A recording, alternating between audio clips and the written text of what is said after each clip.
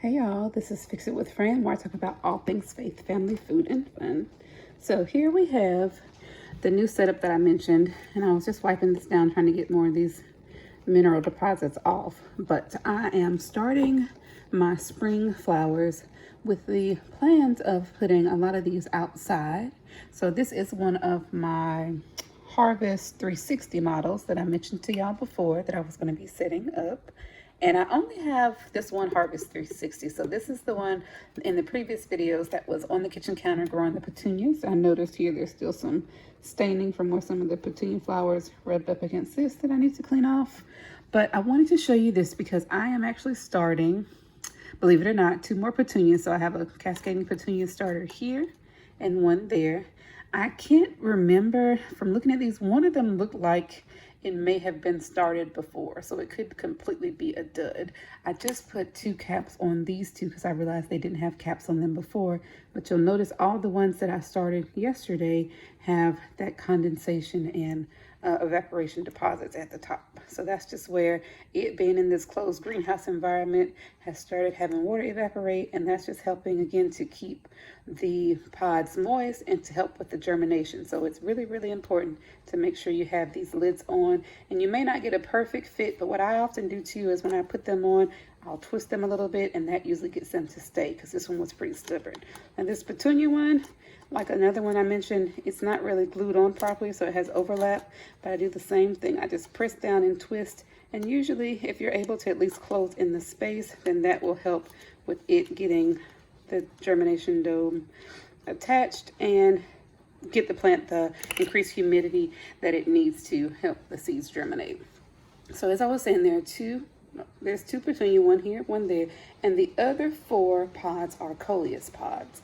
And I started some of these before, and I think if you look at my early videos, you will see where I grew them and tried to transplant some of them outside, and they did really well. They just, the normal growing season for coleus is that they're considered to be annual, so that means that you have to plant them every season if you want a good batch.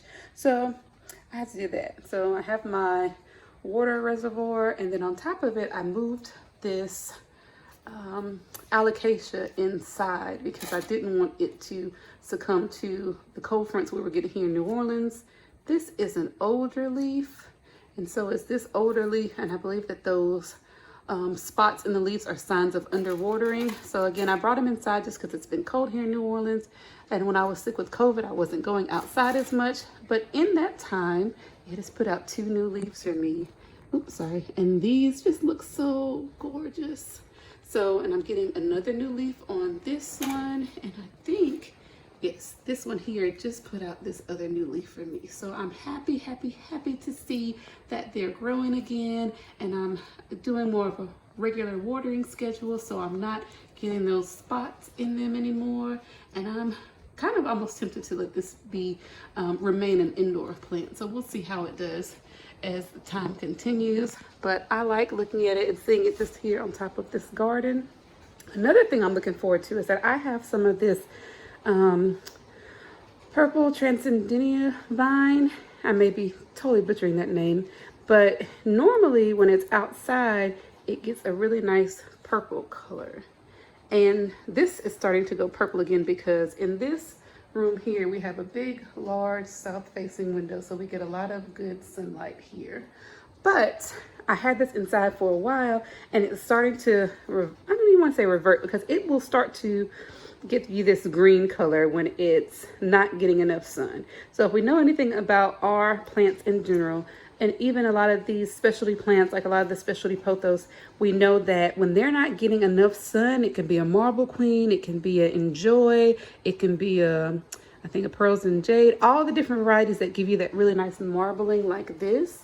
When they're not getting enough sunlight, they'll start to put out leaves that are mainly green. So even if you look at this, some of my older leaves have some really nice variegation and some white spots, and I've cut out a few that had withered down.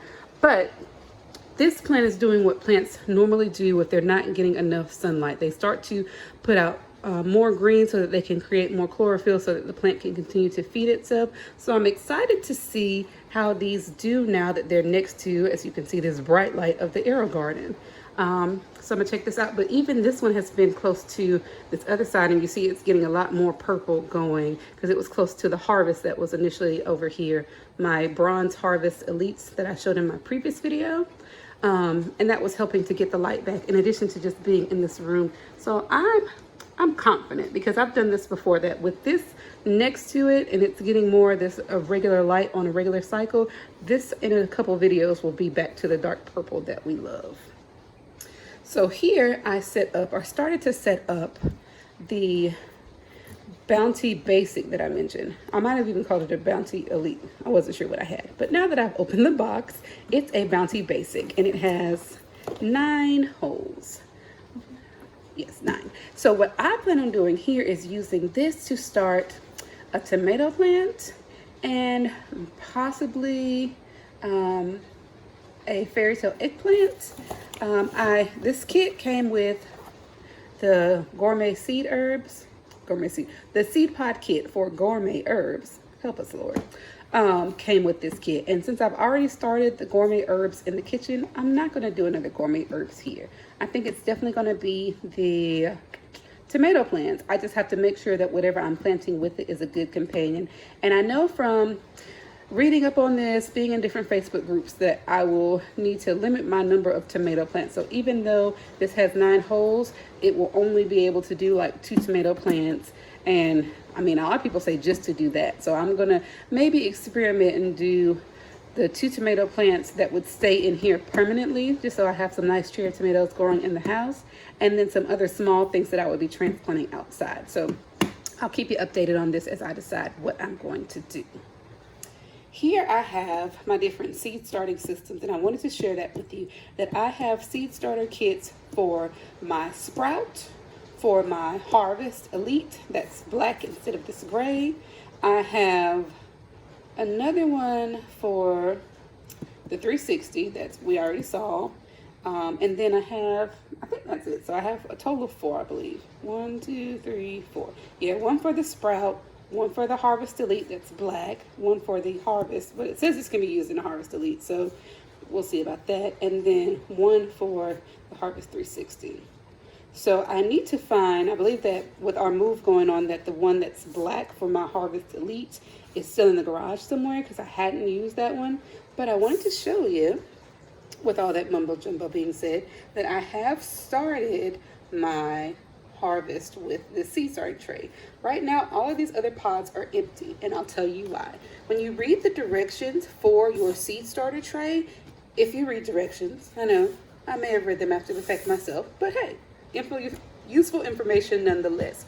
It's always good to let them soak. So initially I didn't have this light on, I just turned it on for the video, but I will be turning it on more regularly because also here you see my just dots that I had in the Harvest Elite, or my polka dot plant, I think it's a formal name. And I put this here because a lot of folk too will use our AeroGardens to propagate things. I showed you in the previous video that I have a lot of propagations that I do just with my traditional old school cup of water and vines. But I want to try to see about this because I topped off this polka dot plant. If you see the previous video, and I'll go check on it today, it was getting really leggy and I just didn't want it to continue doing that. So topping this off, similar to how you top off a pepper plant, I just cut it down about 3 inches. And what that will do is on the mother plant, where the stem is really thin and it was kind of lanky and just leaning to the side, by topping this off, it's going to send the energy back down into the plant. And where I had all of these smaller leaves coming up, those leaves will bloom out, make a fuller plant, make a stronger stalk, and hopefully still, my goal with all of this is to have things to transplant outside. So in this tray, I believe it's 25 holes, if I'm not mistaken. And what you get with that is that you're able to start a lot of different things just as little seedlings. And with this section, I'm going to start myself some tomato plants because I do follow our Louisiana growing guide, and now is a good time to start a lot of our spring vegetables from seed so that we're able to germinate them inside and then transfer them into the gardens in the spring. With that being said, I am going to start some flowers to go outside in addition to my coleus. I envision that I'll be able to take the coleus and put them in my new landscaping outside. I want to start some other vegetable plants. So I'm going to look back at the guide to see what other things I need to start. I believe tomatoes and peppers are good to start from seed now. I know 100% for sure tomatoes you want to be starting now. If you're in zone 9, I'm in zone 9B in New Orleans East, or if you're in zone 9 and 9A in the other parts of our region, now is the time to be starting your seeds. But again, I just wanted to share this with you because I love the ability to be able to take this AeroGarden, put all my little seedlings in here, have it come on and relight on a regular schedule, and I don't have to worry about moving trays around, trying to get grow lights plugged in, all that jazz. Like, it's way easier to use the AeroGarden for this. And I have a seed starting playlist, so if you haven't seen that, check it out. But it does show where I started a lot of things before and transferred them outside, and they did really well. One of my pepper plants is actually still growing, and it hopefully perennialized. We'll see how it does this growing season. But again, this is Fix It with Fran, where I talk about all things faith, family, food, and fun. Thanks for watching, and happy growing. So please do feel free to follow along if you're interested in seeing how I transfer these plants outside for the growing season. 2021, we hope to be a bountiful year, and I'd love to grow with you. But again, thanks for watching.